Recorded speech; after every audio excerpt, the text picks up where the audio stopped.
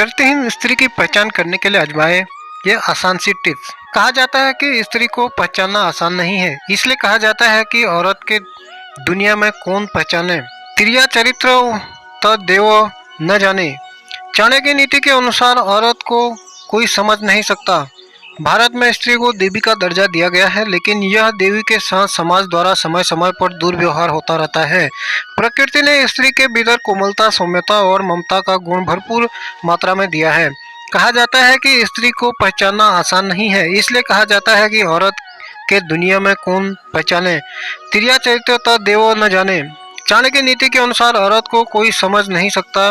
भारत में स्त्रियों को देवी का दर्जा दिया गया है, लेकिन यह देवी के साथ समाज द्वारा समय समय पर दुर्व्यवहार होता रहता है।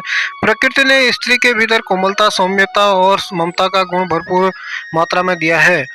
यह सभी गुण हर महिलाओं में देखी जाती है, लेकिन कहते हैं ना, हाथों की पांचों उंगलियां बराबर नहीं होती। उसी तरह हर महिला ममता की मूर्ति हो, यह जरूरी नहीं। हमारा समाज स्त्रियों को परिवार का इज्जत मानता है। महिलाओं को यह जिम्मेदारी भी दिया जाता है कि परिवार इज्जत पर क्षति न आए।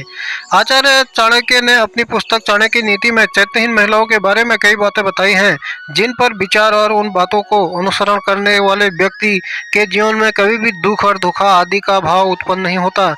आचार्य चाणक्य ने अपनी पुस्तक में ऐसी परिस्थितियों के बारे में लिखा है जो आज भी देखने को मिल सकती हैं। ऐसे ही आचार्य चाणक्य ने स्त्रियों के बारे में कुछ ऐसी बातें बताई हैं जिनको जानकर किसी भी चरित्रहीन स्त्री के प्यार में आप नहीं पड़ेंगे। आचार्य चाणक्य के अनुसार चरित्रहीन महिलाओं के ये लक्षण। चाणक्य के अनुसार इस प्रकार की महिलाओं से दूर रहें, लेकिन भारत के प्रसिद्ध ग्रंथ चाणक्य नीति के अनुसार ऐसे कई तरीके हैं जिससे महिलाओं के चेहरे, आचार व्यवहार को देखकर उसका स्वभाव का पता लगाया जा सकता है। महिलाओं के चेहरे और उसके शरीर पर ऐसे कुछ लक्षण होते हैं जो उसे एक तरफ से लक्ष्मी का दर्जा मिलता है तो दूसरी तरफ ऐसे लक्षणों से उसको अशुभ मानी जाती है।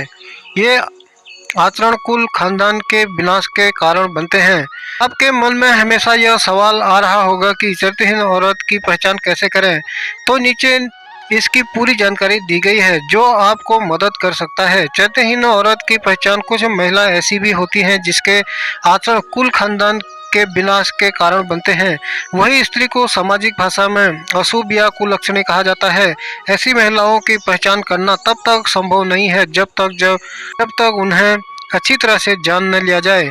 महिलाएं अपने परिवार की इज्जत को बचाने का काम करती हैं, अपनी नैतिक और सामाजिक आचरण को पवित्र रखती हैं। चाणक्य ने बताया है कि स्त्री जाति एक बहुत ही पूजनीय जाति होती है। आचार्य चाणक्य ने अपनी पुस्तक में स्त्री को देवी का दर्जा दिया है, पर कुछ महिलाएं ऐसी भी होती हैं जो अपने कुचरित्र और चरित्रहीन की वजह से अपने से जुड़े लोगों के जीवन पर गलत प्रभाव डालती हैं। ऐसी महिलाओं को केवल एक पुरुष से प्यार करना ही आता। महिलाएं दिल और जुबान का तालमेल नहीं बना पाती। इनके मन में कुछ और चल रहा होता है और इनकी जुबान पर कुछ और चल रहा होता है। चरित्रहीन महिलाओं को एक से अधिक पुरुषों से संबंध बनाने में शर्म नहीं आती। ऐसी महिलाओं के बहुत सारे पुरुष मित्र होते हैं और ये शातिर तरीके से सभी को अपने प्रेम जाल में फंसा कर रखती हैं। इन महिलाओं के दिल में कोई और इंसान होता है और संबंध ये किसी और पुरुष के साथ बना रही होती हैं। ऐसी महिलाएं प्यार किसी और से, इजहार किसी और से और प्यार करती किसी और पुरुष से करती हैं। ऐसी महिलाओं को अक्सर लोगों को लुभाते देखा जा सकता है। ऐसी महिलाएं पूरी कोशिश करती हैं कि लोग उसे देखें, उसके लिए वो किसी भी हद तक जा सकते हैं। चरित्रहीन महिलाएं किसी एक पुरुष की नहीं होती, उनका प्रेमी, उनका साथी उनकी जरूरत के हिसाब से बदलता रहता है। इन स्त्रियों की पहचान करने के लिए आजमाए ये आसान सी टिप्स। इस महिला की पैर पिछला भाग अत्यधिक मोटा होता है, ऐसी महिलाएं घर के लिए अशुभ माना जाता है। इसके उल्टा अगर पैर की पिछले भाग बहुत ज्यादा पतला या सूखा होता है, ऐसी महिलाएं अपने जीवन में विभिन्न प्रकार के पीड़ा का सामना करती हैं। चाणक्य नीति के अनुसार चरित्रहीन औरत की पहचान के संकेत। चाणक्य नीति के अनुसार जो महिला जिसकी पैर की कनिष्ठ अंगुली क्या उसके साथ वाली अंगुली धरती को स्पर्श न करती हो और अंगूठी की साथ वाली उंगली अंगूठे से बहुत ज्यादा लंबी हो, ऐसी स्त्रियां हालत और परिस्थिति के अनुसार अपना चरित्र बदल लेती हैं। ऐसी स्त्री महिलाएं सौभाग्य से बहुत क्रोधी होती हैं, उन पर नियंत्रण कर पाना बहुत कठिन होता है। इनकी चरित्र पर कभी भी विश्वास नहीं किया जा सकता।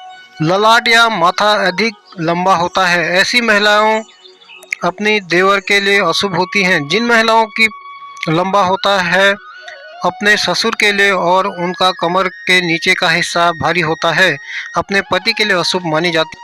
महिला के पेट अगर घड़ी की तरह होता है तो वह महिला पूरे जीवन में ताउम्र गरीबी और दरिद्रता से गुजरती है। महिलाओं के पेट अधिक लंबा या गद्देदार होती है, यह सब खराब किस्मत की निशानी होती है। बाल से भी पहचाने। जिन महिलाओं के होठों के ऊपर भाग से अधिक बाल होता है, कम बहुत लंबा होता है, ऐसी स्त्रियां अपने पति के लिए अशुभ मानी जाती हैं। जिन महिलाओं के कानों में अधिक मात्रा में बाल होते हैं, उनका आकार एक सा नहीं होता, ऐसी स्त्रियां घर के दुख वजह मानी जाती है। मोटे लंबे और चौड़े दांत जो बाहर निकले प्रतीत होते हैं, ऐसी स्त्री के जीवन में हमेशा दुखों के बादल छाए रहते हैं। जिन महिलाओं के मसूड़े काली होती हैं, यह भी दुर्भाग्य की निशानी है। बाल से भी पहचाने। स्त्री के हथेली पर ऐसा कोई चिन्ह हो जो किसी मांसाहारी पक्षी या पशु जैसे कौवा, कल्लू, सांप, भेड़िया इनकी तरह दिखता हो, ऐसी महिलाएं दूसरों के दुखों का कारण बनती हैं। जिन स्त्रियों के हाथों में नसों की उबर हथेली के आकार में अंतर या हथेली चपटी हो, तो ऐसी महिलाएं आजीवन सुख और धन के विहीन रह जाते हैं। जिस महिलाओं के आंखों पीली और डरावना हो, महिला के स्वभाव अच्छा नहीं होता। जिन महिलाओं की आंखों चंचल और स्लेटी रंग की होती हैं, वे बहुत ही उत्तम मानी जाती हैं। चाणक्य नीति की में यह भी बताया गया है, जिन महिलाओं की गर्दन छोटी होती है, ऐसी महिलाएं किसी भी निष्पत्ति के लिए दूसरों पर निर्भर रहती हैं। गर्दन की लंबाई 4 अंगुलियों से ज्यादा होती है, वह महिलाएं अपना ही वंश के विनाश के कारण बनती हैं। नोट: ये जानकारी सामान्य मान्यताओं और जानकारियों पर आधारित है, इसकी पुष्टि नहीं करता। हमने इस लेख में किसी भी तरह महिलाओं को शुभ या अशुभ श्रेणी में विभाजित नहीं किया है, न ही ऐसा प्रयास किया है जिसके लिए महिलाओं की गरिमा का हनन हो। तो दोस्तों, आप लोग को मेरी कहानी कैसी लगी, लाइक करें और मेरे चैनल पर नए हैं तो मेरे चैनल को सब्सक्राइब करें, शेयर करें। धन्यवाद।